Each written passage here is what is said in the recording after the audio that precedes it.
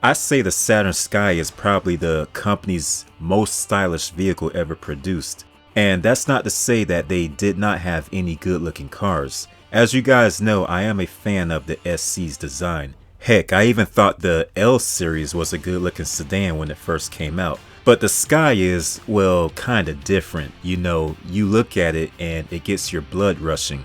Now, I'm sure most of you guys know who Bob Lutz is, but for those of you who don't know who Bob Lutz is, he was GM's vice chairman of product development during this time. He was the guy that had the plan of building an affordable roadster. So basically, you can thank Bob Lutz for cars like the Pontiac Solstice. And speaking of the Solstice, that car actually went on sale first. Later on, the Saturn brand ended up getting their own version too. The Saturn Sky came out in 2006 for the 2007 model year. This and the Solstice, they were virtually the same cars, just with different sheet metal. The Solstice came out in 2005 for the 2006 model year, so if you didn't like the styling of the Solstice, you could wait a little longer and just get the Sky instead. People got the chance to see the Sky concept at the 2005 North American International Auto Show, and the actual production version came out at the 2006 show. When the Pontiac Solstice came out, everybody liked the way it looked. Well, the Sky was the same way. People couldn't believe that Saturn was actually going to bring a car like this into production. So this car, along with the Solstice, were built on what was known as the Kappa platform. But before I continue, let's talk a little bit about the Kappa platform. So Bob Lutz directed his team of engineers to come up with an entirely new rear drive platform, which ended up becoming known as the Kappa. So they had to go inside the General Motors parts bin and pick and pull different parts from random vehicles. But of course, this was done to keep the price down. For example, a commenter mentioned to me that the rear backup lights for the Solstice came straight off the GMC Envoy. And there were other mechanical parts taken from different GM vehicles, like the Colorado and even the XLR. But there was a reason for all of this. They wanted to hit the target entry price of 20 grand. Not just with the Solstice, but they wanted to keep the price low on the Sky as well. So from that parts bin, they took bits and pieces from things like the Cadillac XLR to the Chevy Colorado. The engineers decided to pluck the transmission straight from the Colorado, and this particular transmission could also be found in the Hummer H3 of that time. Now, this model was also sold in some European markets. Over there, it was known as the GT. There was even a rebadged version named the G2X. It came out as a concept for the South Korean market in 2006. Then they went ahead and brought out the production version sometime in 2007. And unless you're a car guy, most people don't know about this one either. So the vehicle you see on the screen was another sporty roadster, also built on the Kappa platform. And since we're talking about the Kappa platform, here are some concepts that were also based on that platform. The car you see on the screen is said to have influenced the overall design of the Saturn Sky. Okay, so let's talk about power output. Now, the standard Sky was powered by a naturally aspirated dual overhead cam 16 valve 2.4 liter 4-cylinder engine. The mill was good for 177 horsepower. That was plenty of power, and the car was still a blast to drive, even if it was the base model.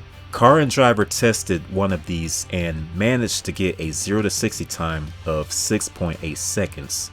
So again, this was the base model and you still got brisk performance. The Sky Redline was the one that most enthusiasts aspired to get. This one was equivalent to the Solstice GXP, and it was powered by a turbocharged 2-liter 4-banger. So if you chose to get the Redline, you would be getting a standard torque sensing limited slip differential, standard StabiliTrak stability control, and an enhanced sport suspension over the regular Sky. You will get some cosmetic enhancements too, just to let everybody know you got the more powerful version. So dual exhaust tips, 18-inch wheels, and a specific front end exclusively for the Redline. And if I'm not mistaken, I think the Redline came with smoked headlights too. Let us know in the comments section if your Redline came with smoked headlights. Now, many automotive journalists tested this car and most were able to get a 0 to 60 time in just 5 seconds. Now, I don't know about you, but I'm not aware of any other Saturn from the factory that was getting a 0 to 60 time in the low 5 seconds. I think this was the quickest car they ever produced, but you can let me know in the comments if that's true or not. But it didn't stop there. You could get more power in this thing if you really wanted it. There was an upgrade from GM Performance Parts for the red line. This bumped up the turbo's power to 290 horsepower and 340 pound-feet of torque. So getting this upgrade only cost about an extra $650, and all you had to do was drop your car off at the dealership and give them about an hour to install the upgrade components. Based on research I did, several journalists tested this red line with the upgrade kit, and it blazed from 0 to 60 in about 4.8 seconds, which, I mean, during that time was crazy fast if you ask me. Hell, that's still quick by today's standards. The 290 horsepower was impressive from the 4-cylinder engine, and for comparison, I understand these two cars do not compete, but that 290 horsepower was just 10 horsepower shy of what a contemporary Mustang GT was making. But that's not all. Let's talk about the Mallett. Okay, there was a Mallett version of the Solstice, and there was a Mallett version of the Sky as well. If you thought the 290 horsepower was crazy, well, these took it up about 10 or 11 notches. First of all, these did not have the 4-cylinder engines. Many of them had the LS7, which is a 7-liter V8. And many of these cars even had the LS2 stuffed inside their engine bay. Now, looking at these things, you would think they're the regular car just by looking at it on the outside, but looks can be deceiving. These cars were little monsters. With so much power and being so lightweight, these things would routinely get a low 3-second 0 to 60, like around 3.2 seconds or 3.3 seconds, something like that. These numbers gave the contemporary Z06 a run for its money. A Saturn with an LS7 sounds ridiculous, but imagine if they came from the factory like that. I think that would have been cool because, you know, you would get Z06 performance without the Z06 price. But then again, maybe that's the reason why they refused to make such a car.